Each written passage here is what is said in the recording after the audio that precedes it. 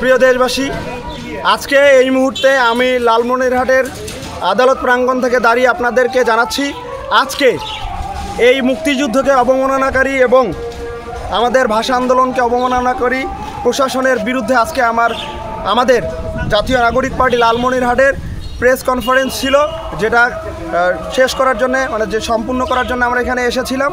এই প্রেস কনফারেন্সে বিএনপির মদদে এবং ছাত্রদলের মদদে আমাদের প্রেস কনফারেন্সকে ভুলণ্ডিত করা হয়েছে এবং আমরা আমাদের প্রেস কনফারেন্স শুরুও করতে পারি নাই, শেষ করতে পারি নাই। আমাদেরকে বিতর্কিত করার চেষ্টা করা হয়েছে। পাশাপাশি আমাদের এখানকার নেতাদেরকে ধাক্কা দিয়ে এখান থেকে আদালত প্রাঙ্গণ থেকে বের করে দেওয়ার চেষ্টা করেছে এবং ধাক্কা দিয়ে এখান থেকে বের করে দিয়েছে। স্পষ্ট করে একটা কথা বলতে চাই, এই গণঅভ্যুত্থান এই ছাত্রদের নেতৃত্বেই হয়েছে এবং আজকে যে অবমাননা করেছে এবং পাশাপাশি যে প্রশাসন আমাদের মুক্তিযুদ্ধকে অবমূল্যায়ন করেছে, সেই প্রশাসনের হয়ে তারা কাজ করেছে।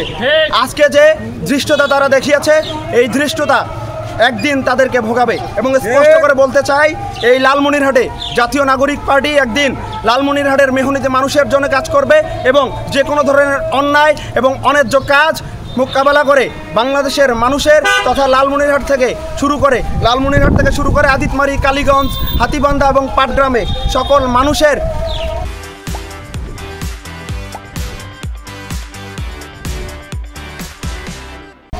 অধিকার নিশ্চিত করার জন্য, সকল মেহনতি মানুষকে সুন্দর একটা জীবন দেওয়ার জন্য এই জাতীয় নাগরিক পার্টি কাজ করবে। আপনাদেরকে স্পষ্ট করে বলতে চাই, এই যে এইখানে যে মুরালটি ঢেকে দেওয়া হয়েছিল 26শে মার্চে আমাদের মহান মুক্তিযুদ্ধকে যেভাবে অমূল্যায়ন করা হয়েছে, আমরা এর তীব্র নিন্দা ও প্রতিবাদ জানাই। পাশাপাশি আপনারা জানেন, আমরা এই ফ্যাসিবাদের মূর্ত প্রতীক শেখ মুজিবের বিরুদ্ধে আমরা সব সময় গণঅভ্যুত্থানের পর থেকে কথা বলেছি। আপনারা জানেন, মুক্তিযুদ্ধের আগের যা জনপ্রিয়তা শেখ মুজিবের এবং পরে তার যে অর্জন এবং তার মৃত্যুর পর যে বাংলাদেশের মানুষের উল্লাস এবং মিষ্টি বিতরণ, এটাই প্রমাণ করে শেখ মুজিব যেমন জনপ্রিয় ছিল এবং তার জনপ্রিয়তা বিলীন হয়ে বাংলাদেশের মানুষের মধ্যে এক জঘন্য ব্যক্তিতে পরিণত হয়েছিল। আমরা সবসময় বলেছি, এই মূর্ত প্রতীক, ফ্যাসিবাদের মূর্ত প্রতীক শেখ মুজিবের সকল ধরনের মুরাল এবং ভাস্কর্য ভুলণ্ডিত করার দেওয়ার জন্য সারা দেশে তাই হয়েছে এবং ছাত্র জনতা তাই করেছে।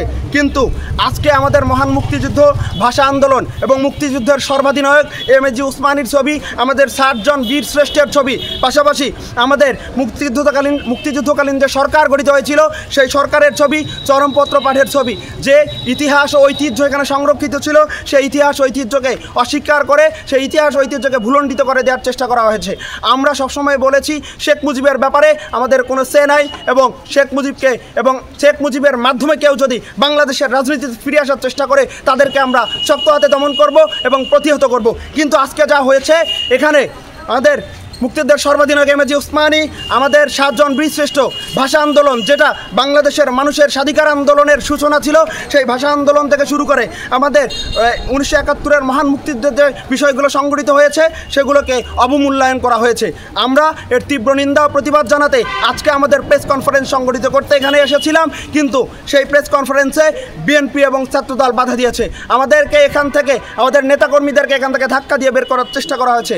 আমরা স্পষ্ট করে বলতে চাই, বাংলাদেশে আর কোনোভাবেই ফ্যাসিবাদ কায়েম করতে দেওয়া হবে না এবং কেউ যদি স্বৈরাচার হয়ে ওঠার চেষ্টা করে, তাদের সেই স্বৈরাচারী কালো হাত ভেঙে দেব এবং এই বাংলাদেশের মাটিতে ন্যায়, সাম্য এবং ইনসাফ প্রতিষ্ঠা করার জন্য আমরা কাজ করে যাব।